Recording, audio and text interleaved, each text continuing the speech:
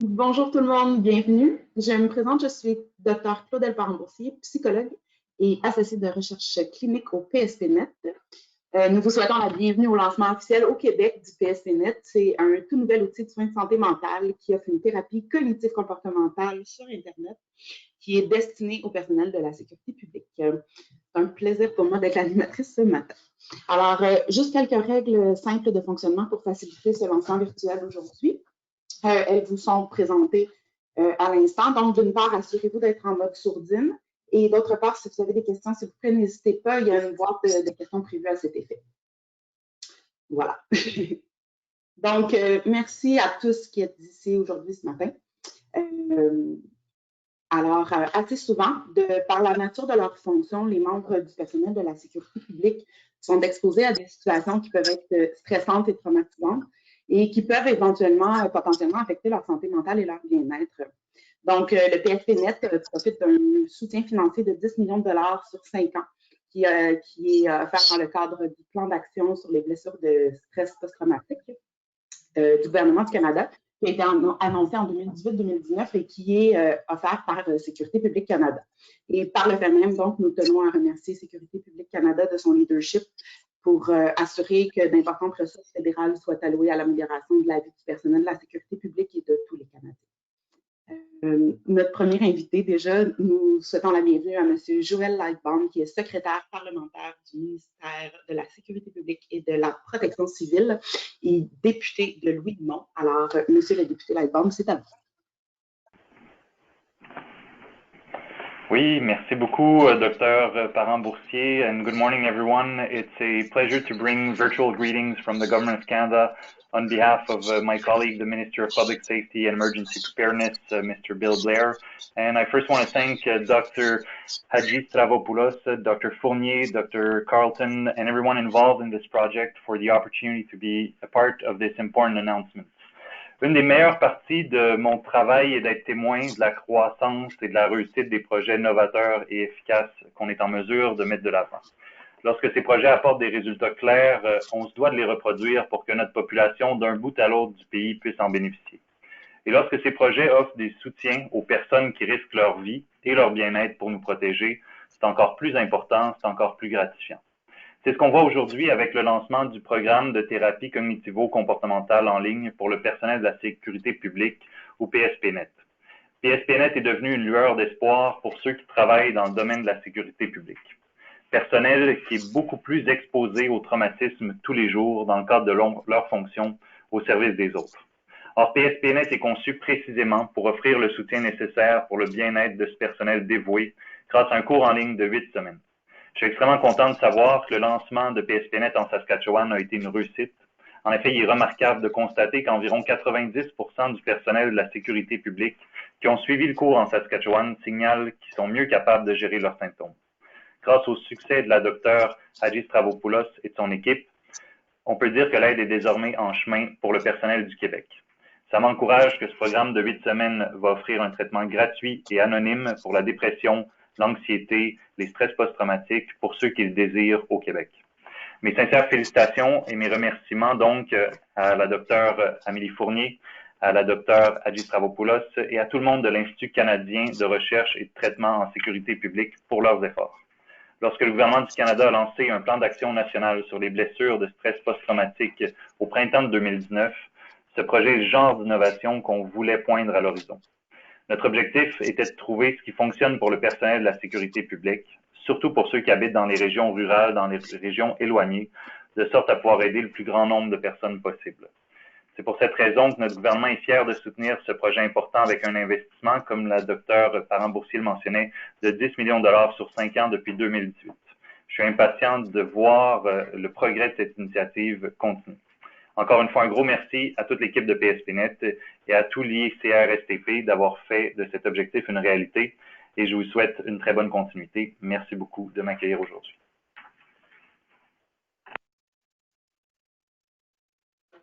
Merci beaucoup, M. Lightbaum. Nous allons maintenant entendre le docteur Thomas Chase, qui est recteur intérimaire et qui est vice-chancelier de l'Université de Regina. Merci, Dr. Parent-Boursier. Bonjour tout le monde.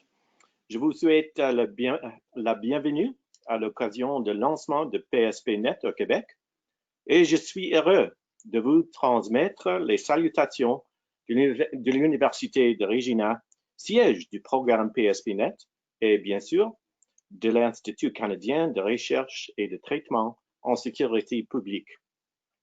Bien que plusieurs d'être vous participions au lancement virtuel à partir de Québec et de l'Ontario, je tiens à souligner que l'Université de Regina est située sur la terre de traité 4, territoire traditionnel des Cris, des Saulteaux, des Dakota, Lakota et Nakota, et patrie des Métis.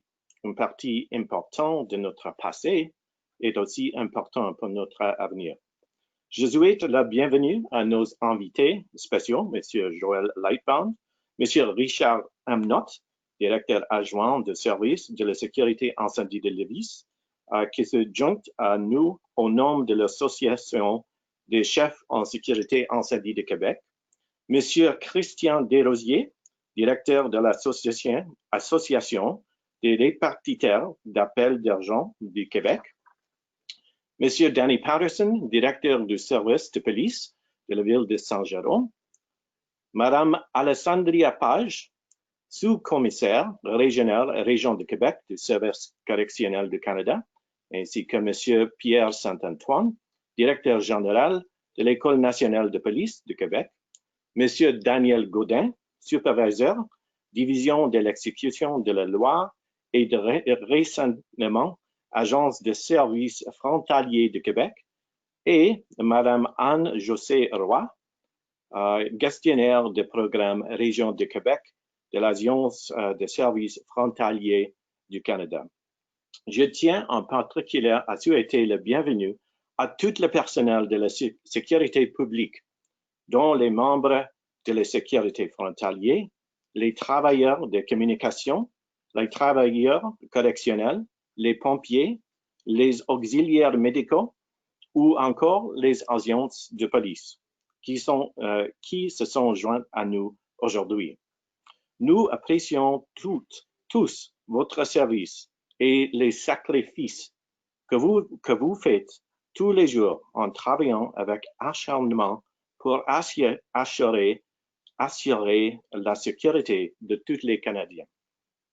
Nous connaissons les dangers auxquels vous êtes confrontés dans votre travail et la situation traumatique auxquelles vous êtes constamment exposés et qui pouvant affecter votre santé mentale et votre bien-être.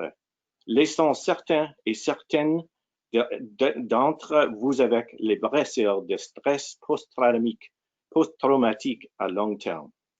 Je crois fermement que le personnel de la sécurité publique du Canada mérite le plus haut niveau de soutien, non seulement du gouvernement et autres organismes, mais aussi du milieu à la recherche canadien.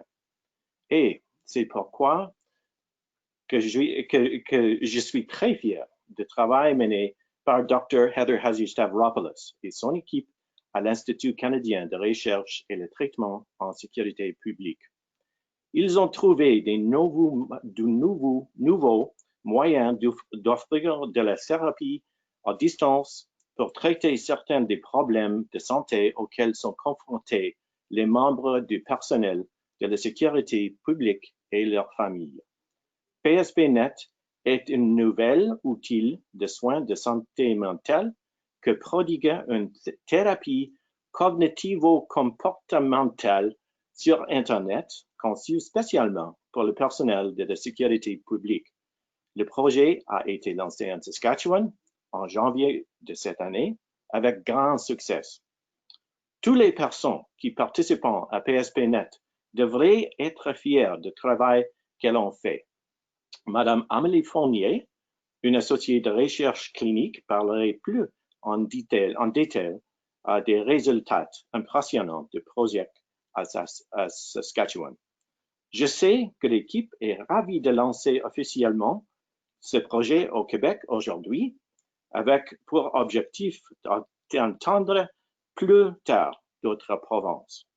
Pour terminer, je dois dire que PSPNet n'aurait pas été possible sans le soutien de la Sécurité publique Canada. L'Université de Regina est fière du rôle qu'elle a joué dans le plan d'action sur le blessure de stress post-traumatique grâce à ces projets qui apportent un soutien si nécessaire aux membres du personnel de la sécurité publique et leurs familles. Je veux remercier le ministre Bill Blair et son équipe de leur engagement à l'égard de ces projets et de leur investissement pour prendre soin de celles de ceux qui prenaient soin de nous. Une fois de plus, je vous remercie toutes et tous et de votre présence à cet événement. Merci de m'avoir permis de prononcer quelques mots. Merci. Merci beaucoup, Dr. Chase. Nous allons maintenant accueillir Dr. Amélie Fournier, qui est psychologue, qui nous parlera au nom de l'équipe du PSPNet. Dr. Amélie Fournier est membre de l'Ordre des psychologues du Québec. Elle est membre du Saskatchewan College of Psychologists ainsi que membre de l'équipe du PSPNet depuis ses débuts. Elle a joué un rôle crucial et central dans le développement du PSPNet et nous sommes vraiment chanceux de la part de Mme Fournier et de son expertise à ce projet. Merci.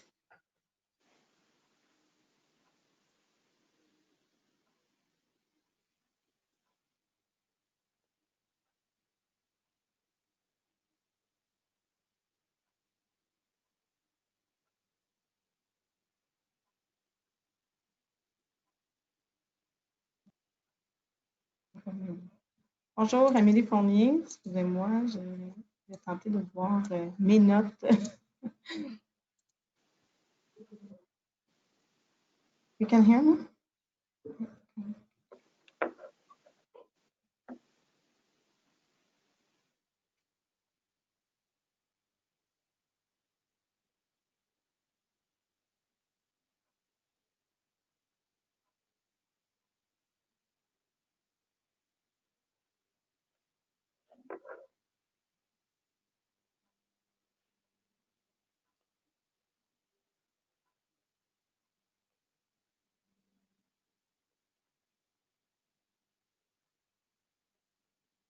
Merci de votre attention. Ce ne sera pas très long. Voilà, Dr. Fournier, c'est à vous. Bonjour, désolée. Parfois, c'est plus simple, le webinaire, et parfois, c'est plus compliqué quand la technologie ne fonctionne pas comme on le souhaiterait. Donc, bienvenue tout le monde. C'est une joie pour moi d'être avec vous et de vous accueillir ce matin pour le lancement officiel du PSPNet au Québec. Donc, au nom des Dr. Heather Stavropoulos et de Nick Horton, de l'équipe du PSPNet et de l'ICRTSP, qui est l'Institut canadien de recherche et de traitement en sécurité publique. Merci de vous joindre à nous aujourd'hui pour le lancement officiel du PSPNet au Québec. Donc, dès que j'ai été approchée pour m'impliquer activement dans ce projet, j'ai tout de suite été interpellée par l'importance de développer un service d'aide spécialisé pour le personnel de la sécurité publique, que je nommerai PSP aujourd'hui pour alléger la présentation. Et de plus, de contribuer à l'élaboration d'une démarche en français pour le PSP au Québec, qui servira aussi à d'autres Canadiens francophones, avait suscité un grand intérêt chez moi. Donc, je suis heureuse de vous présenter aujourd'hui le fruit d'un travail d'équipe rigoureux. Dans ce webinaire, j'aimerais répondre à quelques questions que vous posez certainement à propos du PSPNet, comme par exemple, pourquoi avoir développé le PSPNet, quel est le rôle du PSPNet, quels sont les résultats jusqu'à présent de la démarche en Saskatchewan, et quelles sont les prochaines étapes pour le PSPNet au Québec. Je voudrais d'abord offrir quelques remerciements au gouvernement fédéral qui nous a offert un financement et qui nous permet d'avoir la chance de développer et d'évaluer ce service, ainsi que différents partenaires comme le Comité directeur en sécurité publique, ICRTSP, et plusieurs partenariats avec différentes organisations du Québec et de la Saskatchewan, de tous les secteurs de la sécurité publique. En fait, les partenariats sont toujours en développement et continuent de s'agrandir au cours de la démarche. Pourquoi le PSPNet? En fait, je suis certaine que vous savez tous déjà, mais les problèmes en santé mentale sont fréquents chez les membres du personnel de la sécurité publique et malheureusement, ils ne sont pas suffisamment traités encore aujourd'hui.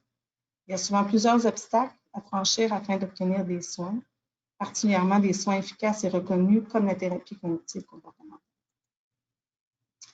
Qu'est-ce que la thérapie cognitive comportementale? En fait, c'est un traitement structuré orienté vers un but, un outil pour aider les clients à développer les compétences nécessaires afin de trouver et de rester en santé, et une aide visant à améliorer le bien-être des clients en reconnaissant et en gérant les pensées et les comportements désirés.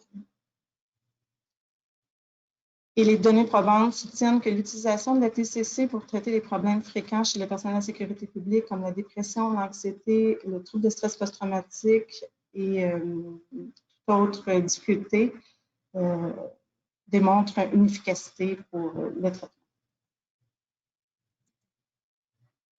Lorsque nous avons entrepris cette étude, nous avons effectué différentes entrevues auprès des membres du personnel de sécurité publique afin de comprendre les difficultés d'accès au traitement auxquelles ils font face. Deux facteurs principaux en sont ressortis. Premièrement, un problème de stigmatisation encore présent en 2020. Donc, en effet, le PSP rapporte être inquiet d'être jugé ou de faire face à des répercussions soit personnelles ou professionnelles s'ils demandent une aide thérapeutique. Et deuxièmement, ils ont aussi soulevé des problèmes de logistique importants, par exemple la distance pour avoir accès à des services et une contrainte de temps. Donc, chacun de nous souhaite que la situation change pour favoriser un meilleur accès à des services de santé mentale. Et à cause des difficultés qu'ont les gens d'obtenir un traitement de thérapie en personne, l'intérêt envers la thérapie cognitive et comportementale sur Internet augmente. Donc, je vais nommer la thérapie cognitive comportementale sur Internet par l'acronyme TCCI pour alléger la présentation. Donc, lors d'une TCCI, l'information qui est présentée en ligne est la même que celle habituellement fournie dans le cadre d'une thérapie cognitive comportementale en personne. Les clients reçoivent des modules chaque semaine pendant plusieurs mois et les modules sont généralement combinés avec le soutien d'un thérapeute, le plus souvent sous forme de courriel ou d'appel téléphonique. De nombreuses recherches indiquent que la TCCI donne des résultats similaires à ceux de la TCC tout en surmontant des barrières de stigmatisation et de logistique. Utilement, ces observations auprès du PSP ont mené au développement du PSP-Net qu'on vous présente aujourd'hui. Il ne faut pas s'attendre à ce que le PSP-Net soit une panacée pour tous les problèmes de santé mentale du PSP. Par contre, on croit fortement que ça saura combler un manque important en soins de santé mentale. Quels sont les principaux objectifs du PSP-Net et quels sont les principaux objectifs? D'abord, élaborer et mettre en œuvre, évaluer et optimiser la TCCI pour le personnel de la sécurité publique, tant en Saskatchewan, pour qui le service est offert depuis janvier 2020, et au Québec, où on offre le service depuis juillet 2020. Et par la suite, établir un plan durable afin d'élargir à long terme l'offre de la TCCI pour le PSP partout au Canada. En termes de développement, le PSP-Net a été fondé sur des études menées par Dr. Hadji Stavropoulos au cours des 10 dernières années. Elle a obtenu un financement important et mené des recherches approfondies auprès de plus de 8000 clients. Donc, elle est reconnue pour son expertise en TCCI à l'échelle internationale, ce qui en fait une référence idéale pour le développement d'une TCCI adaptée pour répondre aux besoins du PSP. L'adaptation de la TCCI pour le personnel de la sécurité publique a commencé par un effort collaboratif pour mener 128 entrevues auprès de divers membres du PSP afin de comprendre leurs besoins et de mieux définir la manière d'adapter la TCCI pour eux. L'étude a été élaborée dans le but de comprendre chez les membres du PSP leurs préférences concernant le contenu et les niveaux de soutien d'un thérapeute. De plus, nous cherchons à mieux comprendre les différents milieux de travail du PSP et comment coordonner la TCCI afin qu'elle devienne complémentaire aux services déjà existants en santé mentale. Les entrevues auprès d'intervenants ont mis en évidence que les membres du PSP ont des besoins variés et vivent différentes difficultés de santé mentale, incluant l'anxiété, la dépression et le trouble de stress post-traumatique. Les participants ont soulevé les défis engendrés par les heures de travail et le stress au travail. Ils ont aussi soulevé un besoin de flexibilité concernant la durée de la démarche, de flexibilité en termes de soutien et que chaque aspect de leur participation soit adapté à leur situation unique. En adaptant le contenu de la TCCI aux besoins du personnel de la sécurité publique, nous avons tenu compte de ce que nous avons appris des membres du PSP sur leur milieu de travail. Entre autres, une exposition fréquente au traumatisme, à la mort et à la négativité, un sentiment de responsabilité et de pression énorme, et des problèmes de santé physique et mentale fréquents, et un soutien en milieu de travail parfois limité. Lors de nos entrevues, certains membres du personnel de la sécurité publique nous ont aussi mentionné avoir de la difficulté à parler de leur expérience, être affectés par la critique de la part des civils et que ça a un impact important sur leur bien-être, sentir une pression de devoir être invincible et être préoccupés de se sentir désabusés et d'être de plus en plus pessimistes avec le temps. Utilement, tenir compte de ces informations nous a amené à la création du PSPNet. Et notre service est conçu spécifiquement pour les services de police, les services incendie, les paramédics, les agents et les agentes correctionnels, les services frontaliers et les agents et les agentes aux communications d'urgence en sécurité publique. Je vais vous entretenir sur les conditions d'admission. Donc, plus précisément, les critères d'admission comprennent être membre actuel ou ancien du personnel de la sécurité publique, observer personnellement des difficultés d'anxiété, de dépression ou des blessures de stress post-traumatique, être âgé de 18 ans ou plus, être à l'aise avec l'Internet et y avoir accès, être présent à fournir le nom d'un professionnel de la santé local à contacter en cas d'urgence, vivre au Québec ou en Saskatchewan. Les personnes non admissibles sont celles on ne recommandera pas les services en présence de problèmes majeurs de consommation d'alcool ou de drogue, de manie, de psychose ou pour les personnes qui ont besoin d'urgence immédiate. Voici comment s'inscrire à la démarche. Donc, vous avez y accéder directement par le lien Internet au www.ps.net.ca. Il est important de sélectionner la langue de préférence et il y a possibilité d'ouvrir directement un compte. Nous, on reçoit la demande, l'équipe reçoit la demande et par la suite, vous recevrez la documentation nécessaire. Voici un aperçu du processus de soins. Le PSPNet va commencer par une évaluation en ligne. Donc, vous aurez à compléter, ceux qui font la demande ont à compléter des formulaires en ligne. Quand les thérapeutes reçoivent le formulaire, il y a une entrevue téléphonique qui est planifiée avec la personne. Et par la suite, le matériel est distribué sur une période de 8 semaines. Et nous fournissons le soutien de thérapeute pendant ces 8 semaines avec l'option de prolonger le soutien jusqu'à 16 semaines au besoin. À la fin du traitement ou à n'importe quel moment durant le traitement, si la PCCI n'est pas appropriée, les thérapeutes du PSPNet discuteront d'autres options de traitement avec les membres du PSPNet. Voici une idée des thèmes abordés lors de la démarche. Le programme comporte 5 principaux modules et de nombreux documents complémentaires qui viennent supporter les modules. Et le matériel a été initialement développé en Australie et ensuite adapté au Canada par Dr. Adjis Stavropoulos et a maintenant été adapté pour le personnel de sécurité publique par l'équipe du PSPNet. On peut voir psychoéducation pour le premier module, restructuration cognitive, gérer les symptômes physiques, exposition graduelle et planification d'activité, la prévention des rechutes. Ce sont nos thèmes principaux.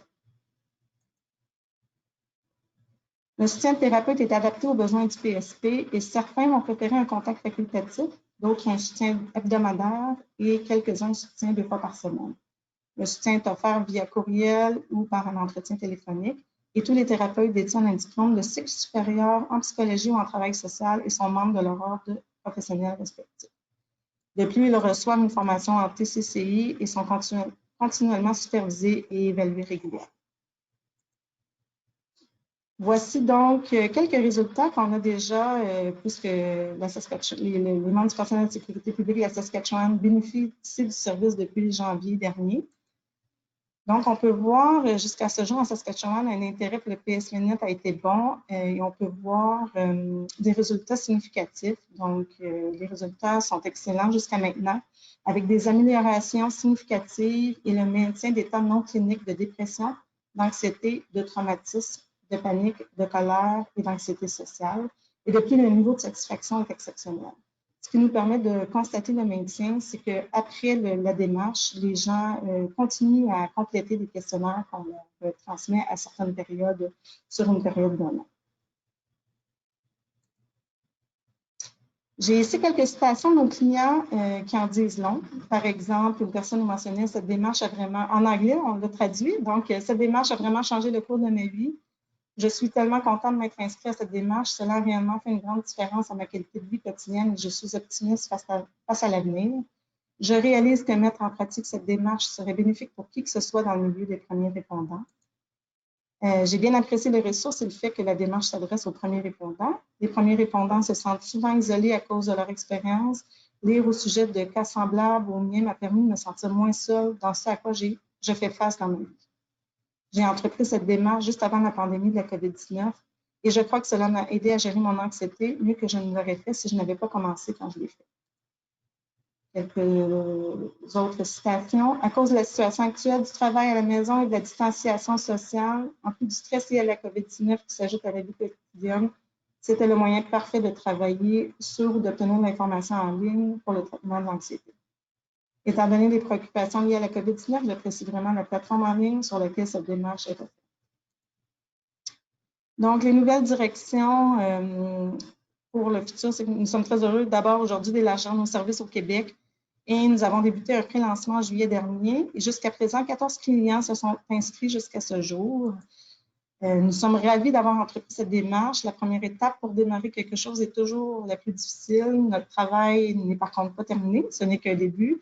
Et comme mentionné plus haut, nous évaluons et améliorons continuellement nos services afin de répondre aux besoins du PSP.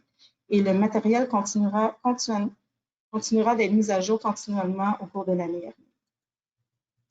Pour que le PSPNet fonctionne maintenant, nous avons besoin de votre aide pour faire passer le mot. Donc, de notre côté, nous utiliserons les médias sociaux pour informer les membres du PSP et nous adopterons aussi une approche organisationnelle. Donc, il me fera plaisir de vous offrir des présentations, d'envoyer du matériel aux besoins et de m'entretenir directement avec vous afin de coordonner l'intégration du PSPNet à l'accès aux soins de vos organisations. Avant de terminer, au nom de Dr. Heather Hadji-Stavropoulos et de toute l'équipe du PSPNet, je tiens à vous remercier énormément de tout le soutien que nous avons reçu pour le développement du PSPNet et de son lancement. Nous sommes très enthousiastes de travailler auprès des membres du PSP au Québec et d'en apprendre davantage avec vous afin de continuer à vous offrir un service professionnel et reconnu. Et merci d'avoir pris de votre temps. Je cède maintenant la parole à certains de nos intervenants qui ont quelques mots à vous dire. Il me fera ensuite plaisir de répondre à toutes vos questions à la fin du webinaire. Merci. Merci beaucoup, Dr. Fournier. Nous allons maintenant prendre M. Daniel Godin, qui est superviseur à la division de l'exécution de la loi et du renseignement de l'Agence des services frontaliers du Canada, qui nous dira quelques mots.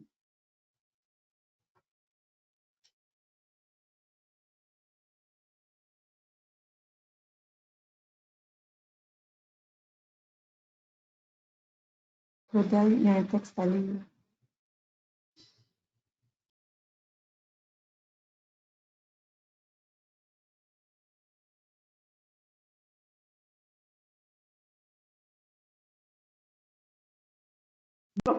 Pardonnez-moi, M.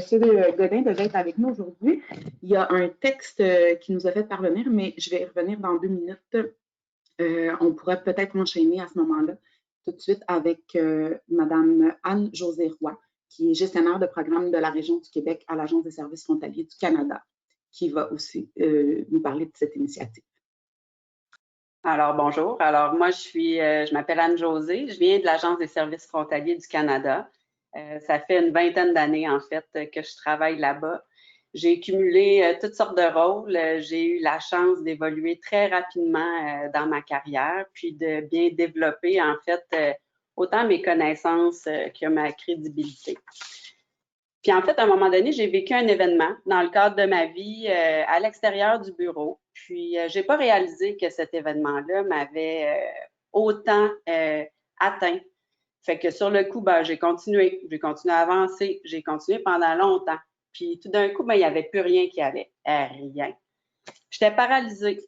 Puis dans le fond, même si mon traumatisme n'était pas survenu dans le cadre de mon travail, tout d'un coup, mon travail, je n'étais plus capable de le faire parce qu'il déclenchait plein de choses chez moi. Mes fonctions, mes dossiers, tout me ramenait tout le temps à mon mal-être jusqu'à j'en sois plus capable, que j'en puisse plus, que je tombe, puis que je tombe encore plus bas. Puis là, tout d'un coup, j'ai eu la chance de rencontrer un psychiatre qui a su me coacher en thérapie cognitivo-comportementale. Ça m'a vraiment redonné ma vie, en fait.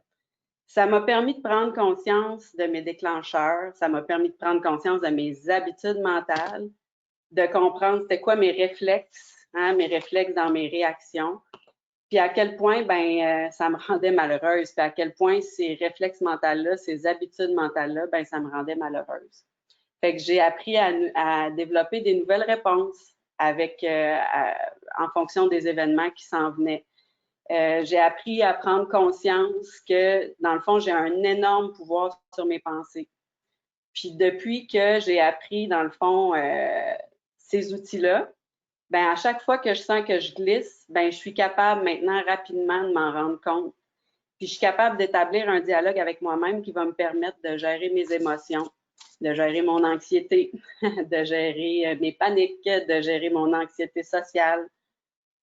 Je réalisais pas à l'époque, mais c'est vraiment un cadeau que je me suis offert. Puis je suis vraiment heureuse aujourd'hui de pouvoir bénéficier du PSPNet, en fait, puis de pouvoir poursuivre dans ma démarche. Je peux juste penser que ça va être quelque chose qui va être extrêmement bénéfique pour mes collègues. Fait que je les invite à faire comme moi, puis à y jeter un coup d'œil, puis peut-être même à s'y inscrire. Moi, je pense sincèrement que tout d'un coup, j'ai un avenir, puis que j'y crois aussi, puis que je pense aussi qu'il va vraiment être le fun. Aujourd'hui, j'y crois à ça. J'y croyais pas avant. Fait que, c'est ça. Un gros merci pour le PSPNet. Puis, c'est ça. Merci beaucoup, Madame Roy. Merci. Je vais maintenant vous lire une allocution de M. Christian Desrosiers, qui est le directeur de l'Association des répartiteurs d'appels d'urgence du Québec. Donc, traumatisme chez les répartiteurs 911. Les appels 911 traités par les répartiteurs d'urgence vont de la simple dispute entre voisins à l'accident de la circulation, en passant par la tentative de meurtre ou l'agression sexuelle. L'émotion que va générer un appel d'urgence est toujours inattendue jusqu'à ce que vous soyez en ligne avec la personne en détresse qui commence son récit avec les cris des gens en trame de fond. Le rythme cardiaque s'accélère, le répartiteur se doit de rester concentré, de prendre les bonnes décisions et surtout de garder le contrôle sur ses émotions. La situation est bien souvent urgente et parfois tragique.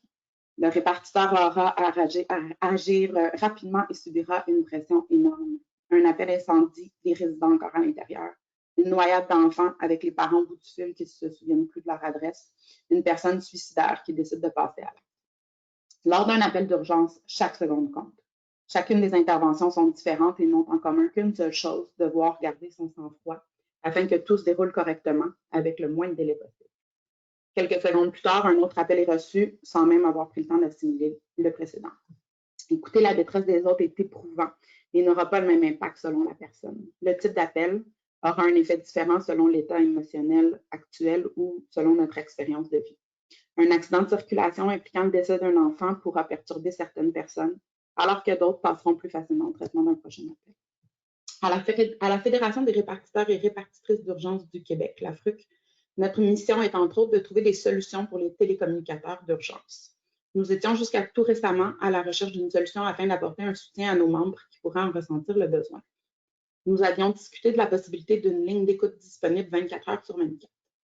Durant cette même période, le capitaine Denis Gingras du service de police de Terrebonne où je travaille m'a mis en contact avec Amélie Fournier de l'Université de Regina qui m'a donné les détails de la thérapie PSPNet. Par le biais de l'université, nous aurons dorénavant la possibilité d'offrir la thérapie à nos membres. Celle-ci sera très certainement appréciée par un grand nombre de travailleurs de première ligne. Pour conclure, je tiens à remercier de la part des membres de la FRUC l'ensemble des personnes qui ont été impliquées dans le processus de mise sur pied de la thérapie et particulièrement ici au Québec. Merci à tous. Christian Desrosiers, répartiteur 911 SCAU de Terrebonne et président de la FRUC. Merci, M. Desrosiers. Alors, nous allons maintenant accueillir Madame Cynthia Ratico, qui est sous-commissaire adjointe aux opérations correctionnelles de Service correctionnel Canada.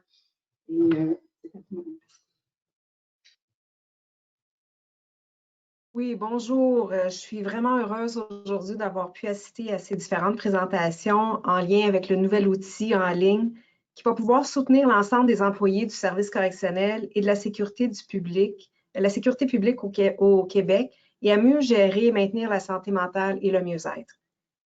Les employés du SCC travaillent au sein d'un environnement où des incidents ont lieu dans des proportions égales ou même supérieures parfois à celles associées aux membres intervenants de la collectivité. Ils font souvent face à des événements traumatisants ou en sont témoins. événement que la majorité des membres de la collectivité ne verront probablement jamais et ne peuvent s'imaginer.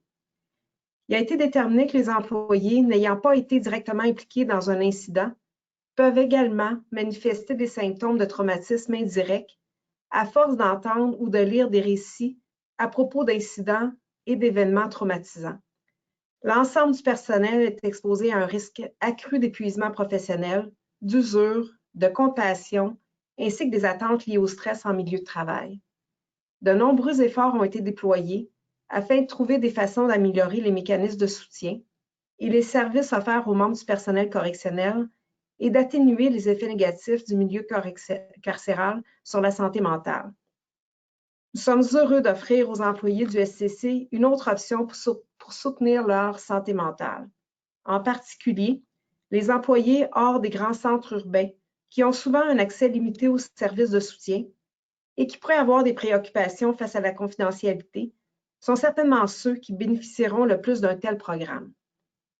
En terminant, je tiens à vous remercier de m'avoir invité à prendre part à cette présentation. Nous sommes encouragés par les résultats du programme en Saskatchewan et je suis très heureuse de soutenir ce nouveau programme en santé mentale venant s'ajouter à nos nombreux services ici au Québec. C'est certain qu'on va faire la promotion de ce programme-là et on va pouvoir en diffuser puis en parler largement avec nos syndicats. Et très certainement, j'espère que la participation des employés du SCC va pouvoir s'ajouter aux participants qui sont déjà impliqués dans le programme. Je vous remercie énormément. Merci bien. Merci beaucoup, Mme Racicot. Pour les gens qui se demandaient, Mme Racicot a remplacé Mme Alessandria Page, qui est sous-commissaire régionale pour la région du Québec. Alors, merci beaucoup, Mme Racicot. Nous allons maintenant accueillir M. Richard Amnott, qui est directeur adjoint du service de la sécurité incendie de Lévis, ainsi que de l'Association des chefs en sécurité incendie du Québec. Bien, merci. Bonjour à tous. Alors, oui, mon nom est Richard Amnott, je suis directeur adjoint au service de la sécurité incendie de la ville de Lévis. Je représente aujourd'hui l'Association des chefs en sécurité incendie du Québec à titre de vice-président, santé et sécurité au travail et relations du travail. L'ACSIC, l'Association des chefs, est heureuse de s'associer au lancement du projet PSPNet. Nous savons qu'il y a un très grand besoin d'aide en matière de santé mentale. Plusieurs facteurs sont contributifs à la fragilité de la santé mentale de chacun. Les pompières et pompiers de partout au pays sont appelés dans toutes sortes de situations d'urgence et de détresse, plus ou moins exigeantes, plus ou moins stressantes, plus ou moins éprouvantes. Il en faut peu, quelquefois, pour atteindre un niveau de stress opérationnel déclenchant un état de détresse. Trop souvent, l'humain a peur des préjugés, de la perception des autres à l'égard de son état de santé mentale. Trop souvent, l'une ou l'un gardera en soi son état de crise. Et la problématique ne fera qu'amplifier avec le temps et surtout avec de nouveaux intrants. Si elle ou il peut avoir accès à une assistance rapide et facilement accessible, il est possible que son état de santé mentale soit stabilisé, qu'une prise en charge précoce ou préventive puisse éviter une détérioration irréversible et ainsi favoriser une réparation plus efficace et un retour au travail dans de meilleures conditions. Il y a trop d'intervenantes et d'intervenants aux prises avec des problèmes de stress opérationnel, trop de souffrances liées à des chocs post-traumatiques. Des ressources doivent être disponibles et accessibles en tout temps. Une crise peut survenir à tout moment.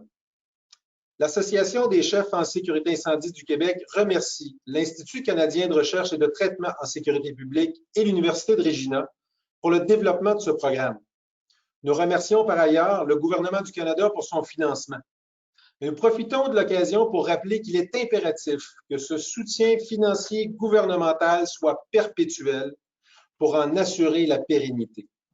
Les soins en santé mentale pour les intervenantes et intervenants en sécurité publique sont primordiaux. Dans l'intérêt public canadien, tous les efforts de recherche et de traitement dans ce domaine doivent être maintenus. En terminant, merci à PSPNet de nous venir en aide et j'invite tous et chacun à prendre grand soin de sa santé mentale. Merci beaucoup, M. Amnott. Nous allons en fait vous représenter M. Daniel Godin, qui est donc superviseur toujours à la division de l'exécution de la loi et du renseignement de l'Agence des services frontaliers du Canada, qui tenait à nous faire parvenir ces quelques mots. Merci.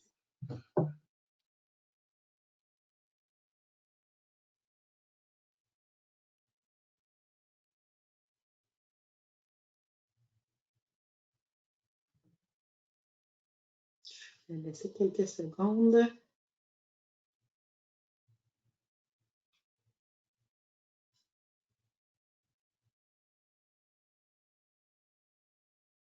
Bon, je suis désolée, je pense qu'on a des petits problèmes techniques, les joies du... Je peux lire le texte, Claudel, parce que je vais lire le texte, je l'ai ici, donc, de la part de M. Godin. Donc, je m'appelle Daniel Godin, je suis superviseur pour l'Agence des services frontaliers du Canada à la division de l'exécution de la loi et du renseignement pour la région du Québec. Je suis très heureux du lancement de ce programme qui est accessible aux employés de différents milieux de la sécurité publique.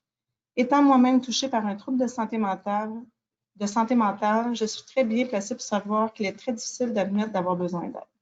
En juin 2019, j'ai reçu un diagnostic de syndrome de stress post-traumatique chronique. Je suis passée par toute une gamme d'émotions.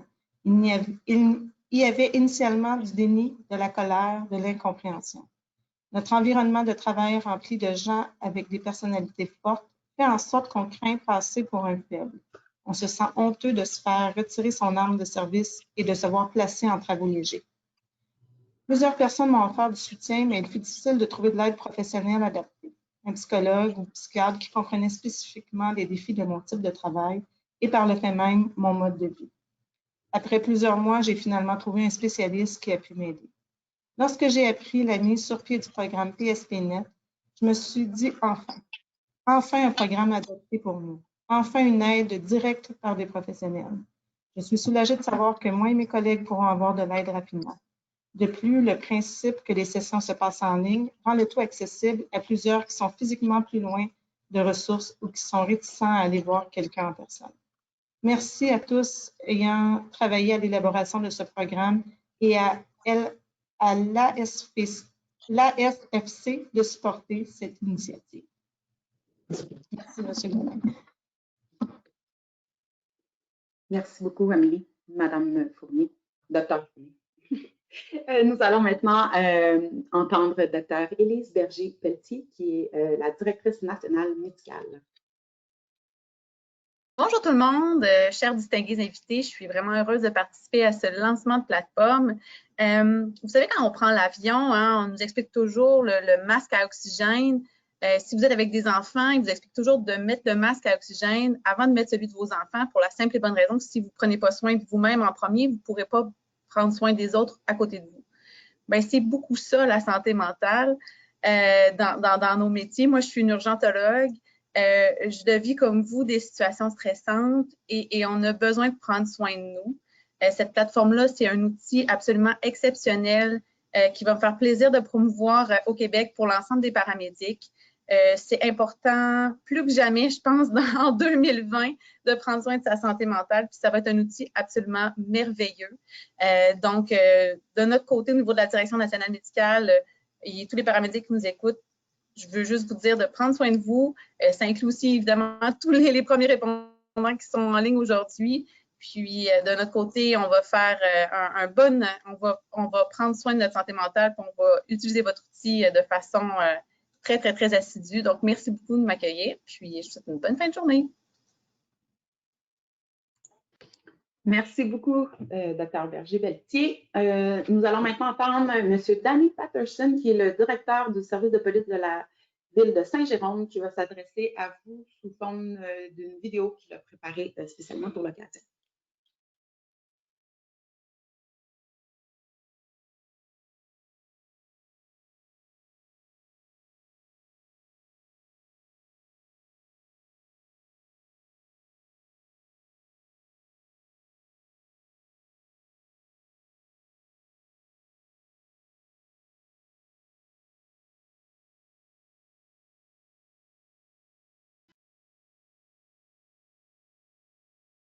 Oh, je suis désolée. Savoir quels sont nos besoins en matière de ressources psychologiques et quels sont nos mécanismes de suivi auprès de nos gens.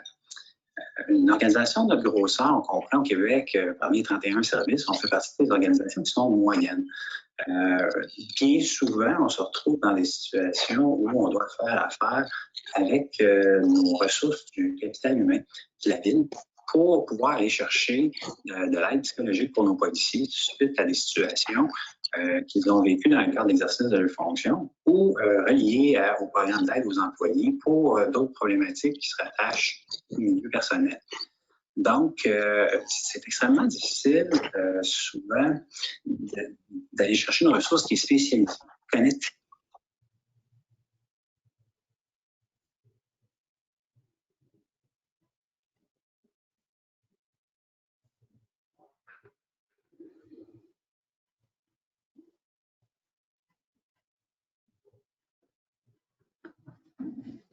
Je vais poursuivre. Vous avez constaté qu'il y a des petits problèmes avec la vidéo également.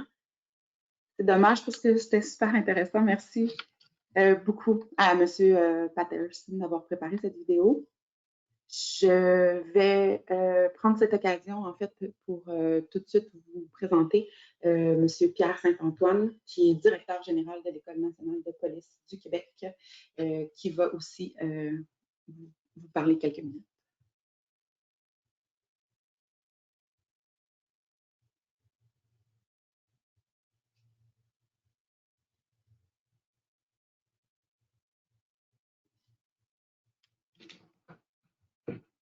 Bonjour, M. Saint-Antoine. Alors, Madame, Monsieur, il me fait plaisir d'être ici à titre de directeur général de l'École nationale de police du Québec en compagnie de notre équipe du Centre d'évaluation des compétences et des aptitudes professionnelles qui est composé de psychologues industriels et qui travaillent ici à l'École nationale de police du Québec, entre autres pour la prévention psychologique en matière de santé mentale. Vous allez comprendre que, comme institution de formation, la santé mentale, c'est au cœur de nos préoccupations. Comme institution de formation, on offre depuis 2015 une série de formations en ligne et en présentiel pour soutenir le milieu de la sécurité publique au sens large en matière de prévention en santé mentale. On est extrêmement heureux d'avoir l'arrivée du programme PSP-NET qui va couvrir l'aspect tertiaire, c'est-à-dire l'aspect de thérapeutique de nos gens, de nos premiers répondants sur le plan québécois. Donc, l'École nationale de police du Québec est extrêmement heureuse d'appuyer cette démarche-là et je désire remercier donc de cette initiative-là, tant sur le plan de la subvention de la part du fédéral que sur le plan de l'initiative de la part de l'Université de Regina et de l'ensemble des partenaires au dossier. Alors, ça nous fera plaisir au Québec, comme institution de formation, d'être un promoteur de cette initiative. Bonne continuation. Merci beaucoup. Notre dernier intervenant pour aujourd'hui, en fait, nous allons accueillir M. Joey Ouellet, qui est paramédic depuis une vingtaine d'années et qui va vous parler de son expérience personnelle et de la réalité du PSP.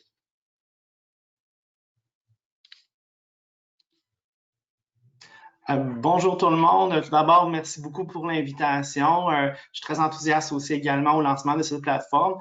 C'est au nom de tous les membres que je représente, ainsi qu'à mon nom personnel de paramédic qui travaille depuis une vingtaine d'années dans différentes régions du Québec, que nous accueillons favorablement cette plateforme dédiée à la sécurité publique. Étant également un intervenant auprès de mes confrères et mes consoeurs dans un programme de pairs aidants à la Corporation d'urgence santé, je peux affirmer que les paramédics du Québec ont besoin plus que jamais d'une ressource spécialisée et adaptée aux réalités qu'ils vivent dans leurs fonctions. Soit dans leur nom, je peux que saluer puis accueillir favorablement ce programme fédéral. J'en profite pour remercier toute l'équipe du PSP-NET pour votre travail qui, selon vos données, porte leurs fruits. Vraiment un gros merci. Nous comprenons que pour les paramédics, c'est pas toujours facile de trouver un intervenant adapté, vraiment spécialisé qui peut comprendre et qui ont une expérience approfondie dans les différents types d'événements et différentes situations que vivent les intervenants d'urgence. Encore là, merci. puis au plaisir de diffuser toutes ces belles informations-là puis ce projet-là à tous les paramédics du Québec. Merci beaucoup, M. Ouellet. Le temps file. Je voudrais d'abord remercier tous les intervenants. Nous avions prévu vous présenter une petite vidéo de quelques minutes produite par l'équipe du PSPNet qui vous donne un aperçu en fait du projet, de qui peut bénéficier des services ainsi que de comment faire et de quand et comment s'inscrire. La vidéo va être accessible sur notre site web également. Alors, si jamais nous avons des petits problèmes techniques, on va poursuivre et vous aurez accès tout de même. Alors, voici la vidéo. Merci. Le personnel de la sécurité publique joue un rôle essentiel à la protection de tous les Canadiens. Avec le temps, une carrière en sécurité publique peut avoir un impact à long terme sur la santé mentale et entraîner des conséquences importantes sur le bien-être.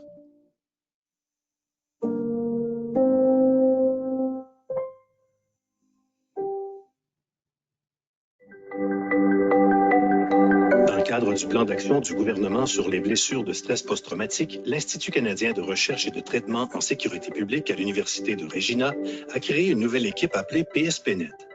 Menée par Dr. Heather Agistravopoulos, l'équipe du PSPNet offre et évalue une thérapie cognitive comportementale sur Internet, ou TCCI.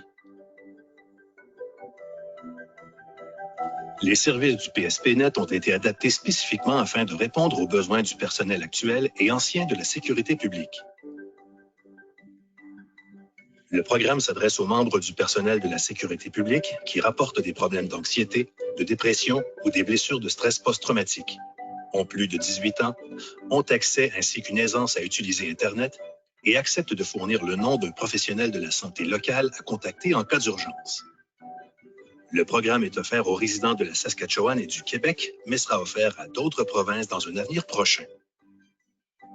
Le PSPNet offre des services sans frais, confidentiels, facilement accessibles en ligne et basés sur des données probantes qui ont démontré l'efficacité de la TCCI pour traiter les symptômes de dépression, d'anxiété et de stress post-traumatique.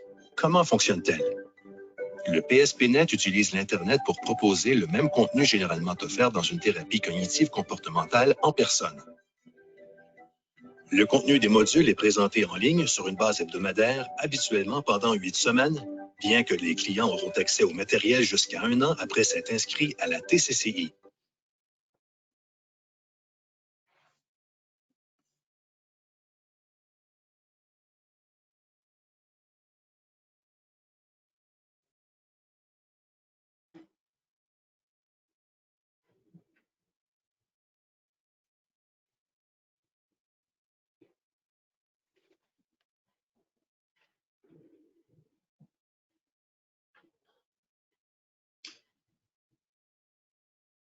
Très bien. Vous allez avoir cette vidéo disponible sur notre site web. D'ailleurs, on vous invite à aller consulter le site web du pspnet.ca. Nous allons prendre quelques minutes de votre temps encore pour quelques brefs remerciements de la part de ma collègue Dr. Amélie Fournier et prendre également quelques minutes pour répondre à vos questions. Dr. Fournier.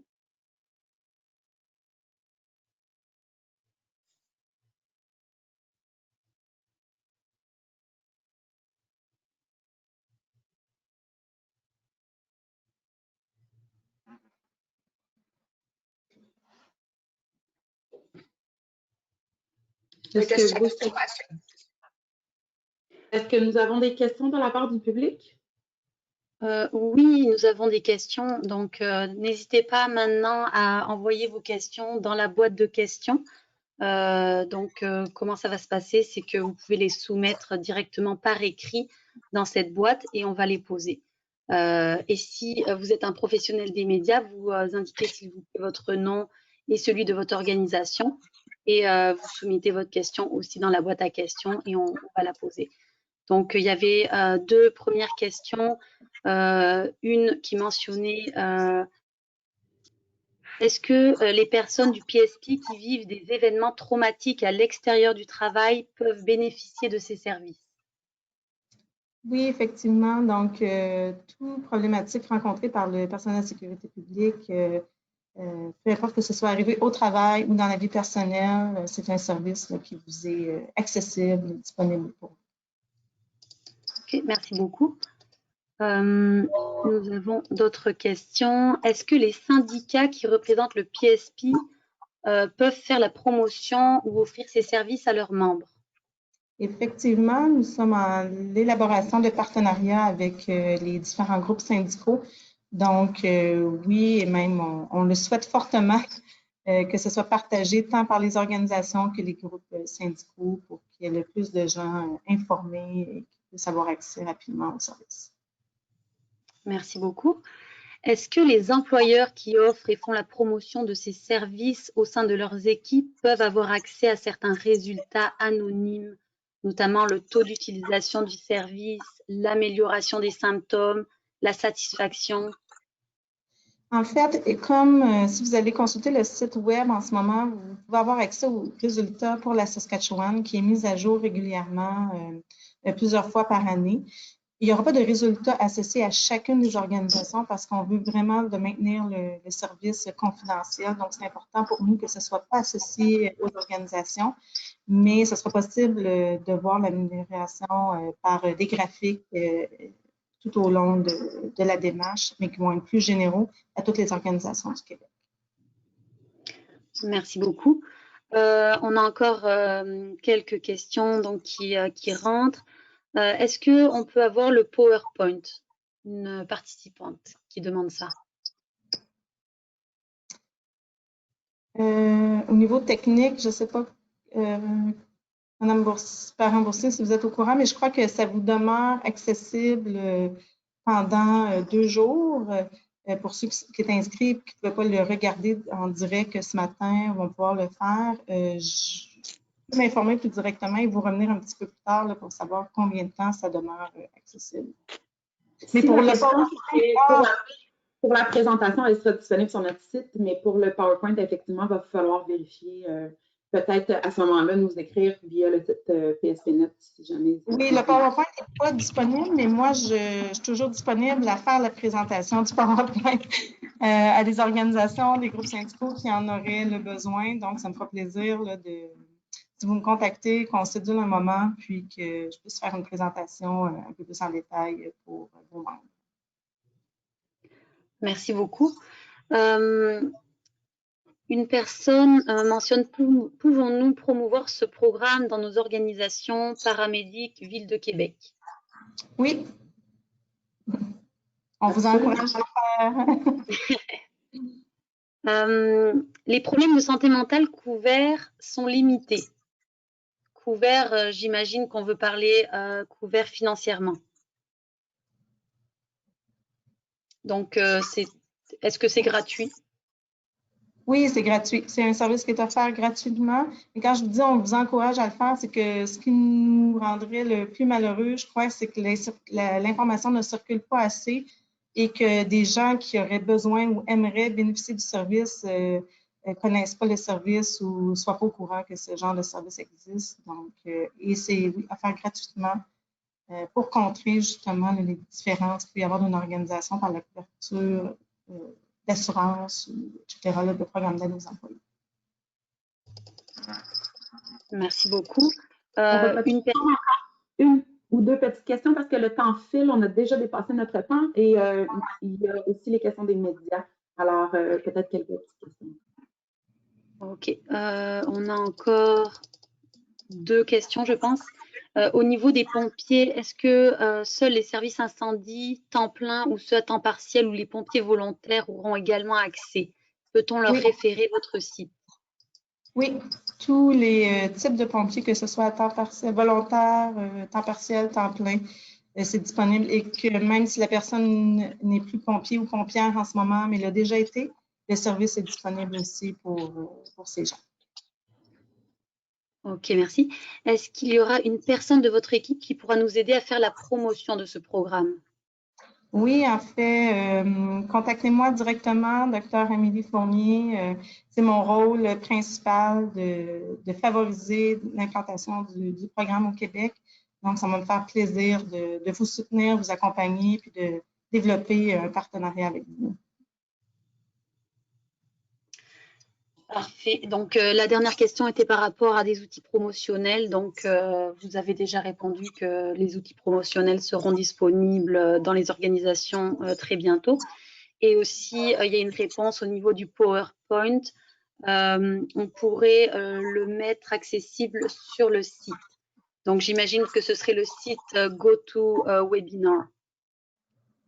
Oui, je pourrais voir si c'est quelque chose qui est possible. Ou si on parle du site de l'organisation, juste faire la différence, je vous encourage à mettre le vidéo qui est plus succinct et parfois plus parlant pour les clients. Donc, la vidéo, vous pouvez le mettre et le partager sur votre site organisationnel. Sinon, pour le PowerPoint, sur le site GoWebinar, je dois m'informer si c'est quelque chose qui est possible en place. Et pour répondre là, rapidement